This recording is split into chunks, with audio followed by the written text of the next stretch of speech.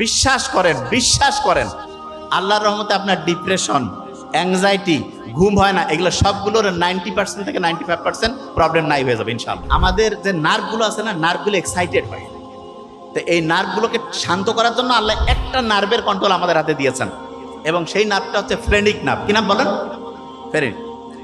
এই নার্ভটা যখন শান্ত হয় তখন সে তার পাশেরটাকে, সে তার পাশেরটাকে, সে তার পাশেরটাকে, এরকম করে লক্ষ লক্ষ কোটি কোটি নার্ভ শান্ত হয়ে যায়। আচ্ছা, আপনাদের হঠাৎ করে রাতে বুক ধরপড় করে, ঘুম আসে না, খাবার রুচি কমে যায়, টেনশন লাগে, মেজাজটা গরম হয়, এইরকম কখনো কারো হয় কিনা? একটু হাত উঁচু করেন তো। ও ভেরি নাইস। এবং যাদের হয়েছে তারা প্রত্যেকে মানুষ, যারা হয়নি মহামানুষ। সবারই হওয়ার কথা, হয় না? এতগুলো প্রবলেমের একটা হবে না, হওয়ারই কথা। এই সবগুলো সমস্যা কোনো সাইকিয়াট্রিস্ট লাগবে না, কিচ্ছু লাগবে না, জাস্ট দুইটা বুদ্ধি শিখাই দেবো, জাস্ট টু। যখন এরকম হবে কারো কোনো দরকার নাই, আল্লাহ দিয়াই দিছে এই বুদ্ধিটা। বুক ভরে তখন শ্বাস নিব, ধরে রাখবো, ছাড়বো। এখনই নেন, দুইবার, ভালো লাগবে।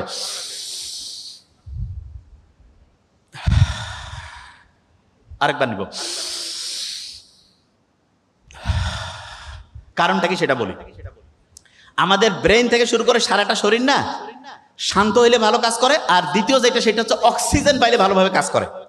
আপনি যখন বুক ভরে শ্বাস নিয়েছেন তখন ঠিকভাবে সবগুলো কোষ অক্সিজেন পাইছে, এবং এই কারণে আপনার দেহের প্রত্যেকটা অংশ খুশি হয়েছে। আপনি ক্ষুধার্ত থাকলে যখন খাবার দেয় মনটা খুশি হয় না? ঠিক তেমনি করে যখন আপনি বুক ভরে এরকম শ্বাস নেন, শ্বাস ছাড়েন, তখন প্রত্যেকটা কোষ ঠিকভাবে অক্সিজেন পায় এবং মনটা চাঙ্গা হয়। এটা নাম্বার 1। নাম্বার 2 যেটা সেটা শুনেন। আল্লাহর রহমতে ঢাকা ইউনিভার্সিটির এখানে তো প্রচুর সবুজ গাছপালা, ক্যাম্পাসটা অসাধারণ।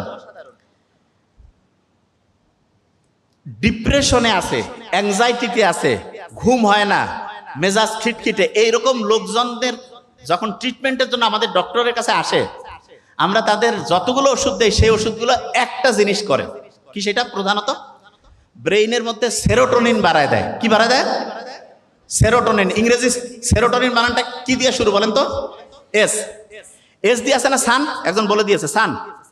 সানলাইটের মধ্যে সেরোটোনিন আছে। আপনি ওষুধ টাকা দিয়ে ফার্মেসি থেকে কিনে খাবেন, বহু সাইড ইফেক্ট আছে।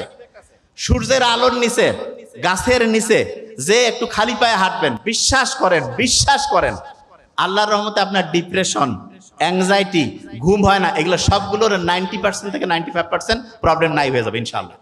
কি বুঝতেছেন?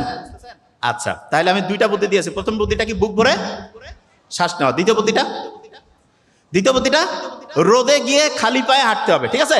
আচ্ছা, পানি খাওয়া তো আমার ওইটা মাথায় আছে, ওইটা বলছি।